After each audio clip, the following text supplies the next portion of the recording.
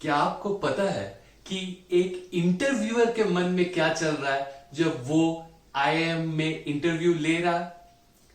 I have been lucky to take some interviews in the biggest colleges of India.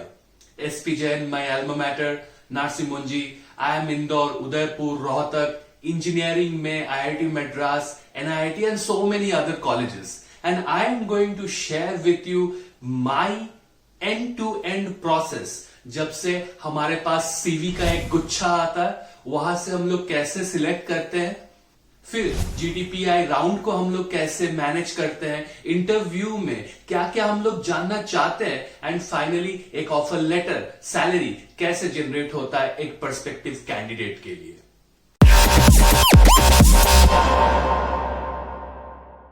Last to last year मुझे याद है मैं नार्सी मोंजी का interview लेने गया था for my x company, and मेरे पास 300 सीवीज फॉरवर्ड कर दी गई थी।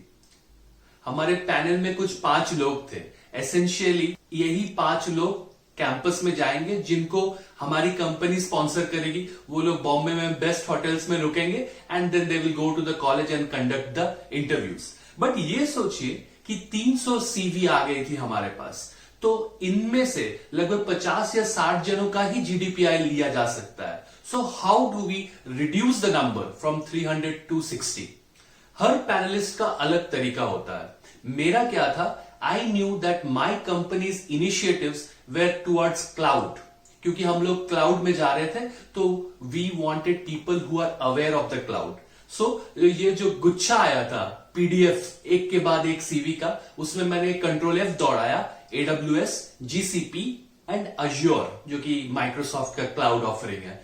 इनमें से जो जो सीवी आई मैंने उसको पढ़ा और देखा कि इनका एकेडमिकली क्या ये स्ट्रांग है। अगर ये लोग डेफिनेटली कुछ अच्छे कॉलेजेस से है तो उनको स्ट्रेट अवे मैंने सिलेक्ट कर लिया।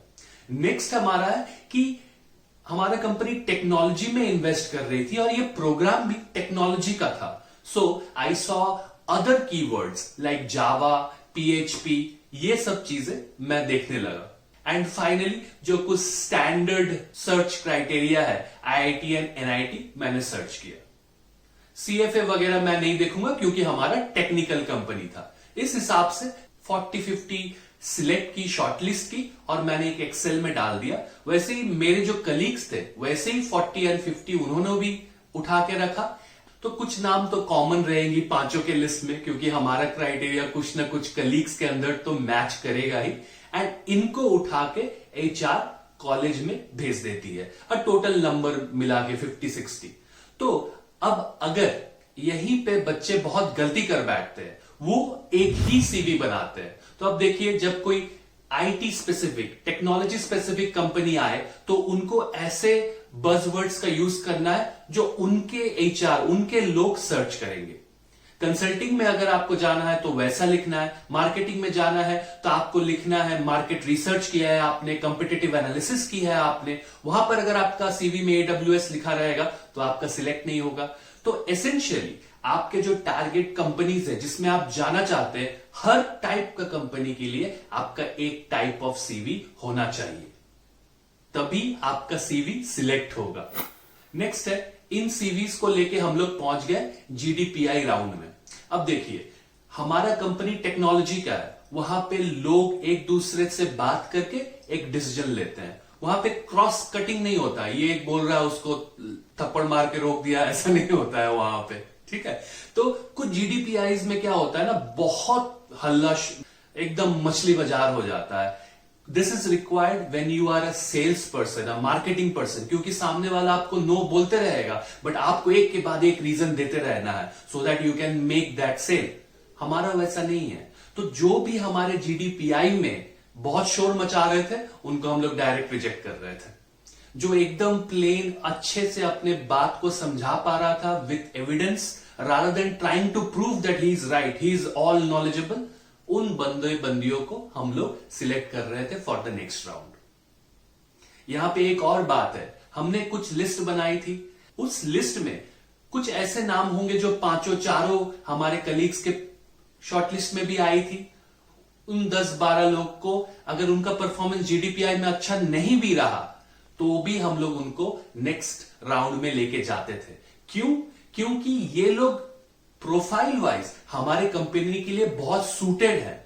तो कभी कभी ऐसा भी होता है, आप जीडीपीआई से निकल के आए, आपको लगा कि यार मैंने तो बहुत अच्छा परफॉर्मेंस दिया और उसने तो एकदम ही बकवास कुछ बोला, उसका हो गया, मेरा नहीं हुआ। ये इसलिए क्योंकि जीडीपीआई के जो पैनल है उन्होंने कुछ सेट ऑफ एट्रीब्यूट्स ऑलरेडी उनके सीवी के देख रखे हैं जो उनको पसंद आया, जो आपका उनका मैच नहीं कर रहा था।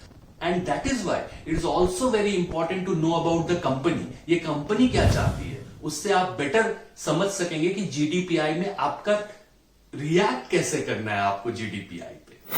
Third round definitely personal interview का होता है। क्योंकि हमारा टेक्निकल कंपनी है तो हम लोग थोड़ा सा टेक्निकल डीप डाइव करते थे। अगर आपने अज्योर पे सर्टिफिकेशन कर रखा है तो हम लोग उसमें और भी डेप्थ में जाते थे ये समझने के लिए कि बंदा या बंदी को कितना डेप्थ है इस नॉलेज। एंड जब एक इंसान का हो जाता था सो ऑफ कोर्स उसका हो जाता था। यहां पे एक सैलरी के बारे में मैं बात करना चाहता हूं कि we in our company give a lot of importance to number of years of experience.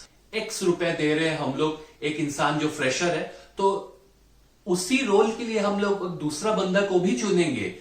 अगर उसका 4 साल ज्यादा एक्सपीरियंस रहेगा तो 1 lakh into the number of years of experience उसको हम लोग ज्यादा देते थे।